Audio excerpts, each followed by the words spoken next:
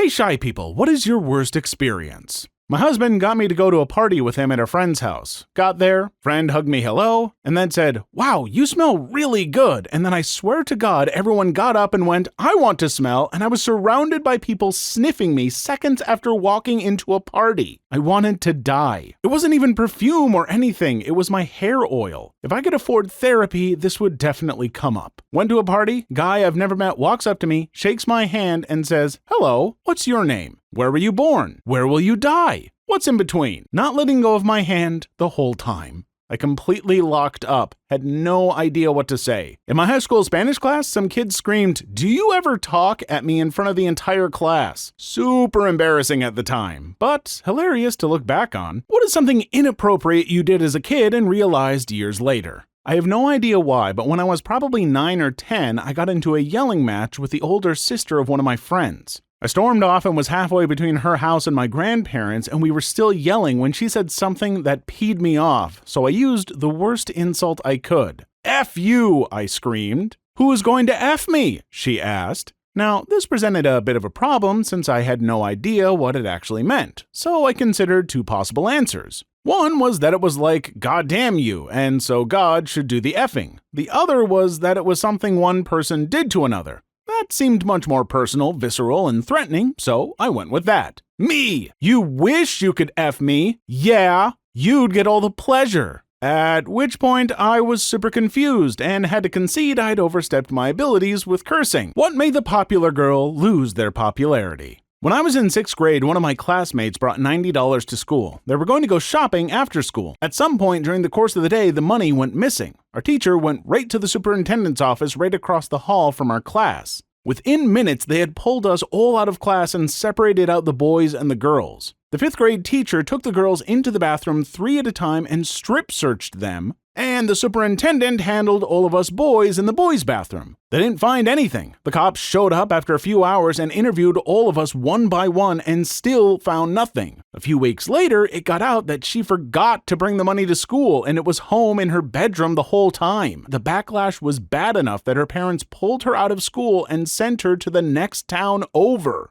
Mountains of lawsuits came down on the superintendent for strip searching kids because it's considered as sexual assault. What rule at your school backfired horribly? My high school was trying to prevent a senior prank since the class before us had got a little out of hand. They warned us that anyone who did anything will be in trouble. So, somebody has an idea. What if we do an anti-prank? Every senior was going to bring a potentially threatening item for a senior prank, and do nothing with it. Somebody has the idea that we should all bring a gallon jug of water with us to class. The teachers freaked out and there's an announcement that they are going to start taking up the water jugs for fear of what we are going to do with them. The students are resentful and not wanting to give up their precious water. But alas, most of the jugs had been confiscated. So the students start taking to social media. Tons of tweets and mentions are going out to local news stations. "School is confiscating all water, not allowing students to drink water." You get the picture. Before the end of the day, 2 different news reporters were at our school. Guess we had the last laugh after all. What happened at your work which caused multiple people to all quit at once? When I was 16, I worked at the concession stand at a minor league baseball stadium. Minimum wage at the time was $5.15 per hour. This job paid $8. The only bad thing was our management was terrible. One night, the stadium was running a promotion and it was incredibly busy. We all cleaned as we worked, but nobody had a chance to do thorough cleaning for the whole shift because of the never-ending horde of hungry baseball fans. The manager shows up and throws the biggest tantrum ever over the unswept floor. She announces, "Listen up, you lazy people. Minimal work gets minimal pay. Everybody is being paid minimum wage tonight because you slobs won't clean up anything." We all took off our aprons and hats to leave. She blocked the exit and was red in the face from screaming.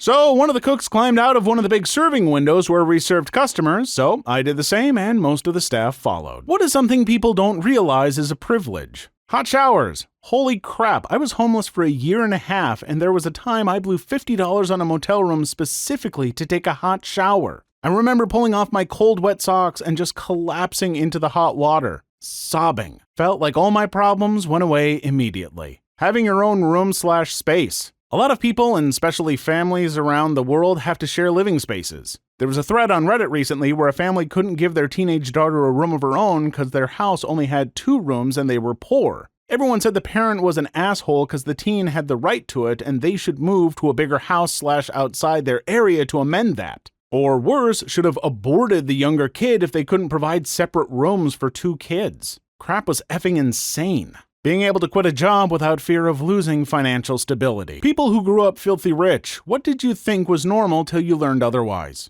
My family was broke as hell, but my mom was, and still is, a teacher at this really nice private school, which was the only reason my brother and I could attend. Everyone's parents were doctors and lawyers, they had a lot of money, they used to go on school trips and spend hell lot of money there. You get the idea, but my brother and I were being raised by a single mom who had just relocated. We were living in a trailer park in the middle of nowhere for the cheap-ass rent. We didn't always know when the next meal was coming. One day during lunch, the kids noticed that all I have is a peanut butter sandwich and a tiny bag of pretzels. One dude says, "Wow, you must really not be hungry." Since I was 6 and just as clueless to any other lifestyle as he was, I just straight up told him, "We don't have any more food." I had to explain it a couple of times before he realized. Lunch Bro sheepishly asks if I would like some of his food. That orange and a baggie of Cheetos were the start of a now 20-year-long friendship. Divorced men, what moment made you, I am filing for a divorce? 15 years in and I find texts on her phone. Completely blindsided, no clue she had it in her to cheat. Told me it was just texting, begged for forgiveness, I caved. Then I found emails, she detailed things that made me sick to read.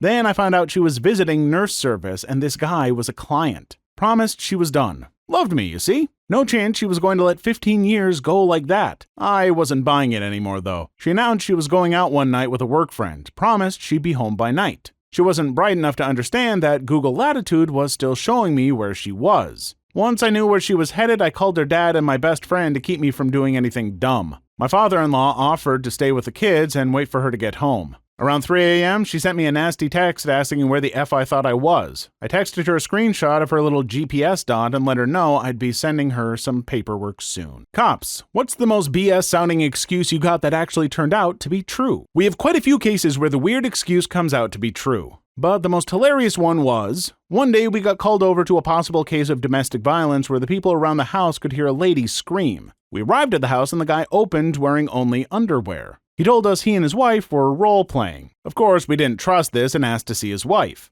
After denying us entry, we told we would come back with a warrant. He reluctantly agreed to let us enter. So we go in and he opened the basement door and inside was the freakiest sex dungeon. I mean, chains, whips, things I couldn't identify hanging on the wall. And in the middle, hanging in chains, was his butt-naked, gagged wife. We asked her, but she told everything was okay. Turned out they were really into some kinky stuff. Asked them to keep the screaming part in the basement and to a minimal. We did the whole thing with a straight face, but as soon as we were in the car, we died laughing. Teenagers, what are the hardest things to explain to adults? So I had a girlfriend online at one point. My mom ran a background check on her. Turned out, everything she had told me was completely truthful. Not a single thing was out of line with what she said. A couple years later, I really needed to get a start somewhere near. And someone I had known for about a decade online told me he had a close friend who needed a roommate. You can imagine my mother's protests about that one. This guy's friend offered to come where I live and drive me and my car down to him. We stopped in his hometown, met his parents, stayed the night there. In the morning, he wanted to go to the bakery and I felt like sleeping in, so I let him take my car. And you know what happened? He came back, picked me up, and now we've been roommates for 2 years. Yes, I know, anecdotal evidence and all, but word to the wise, people lie on the internet all the time, but most people can't be fake for an entire decade.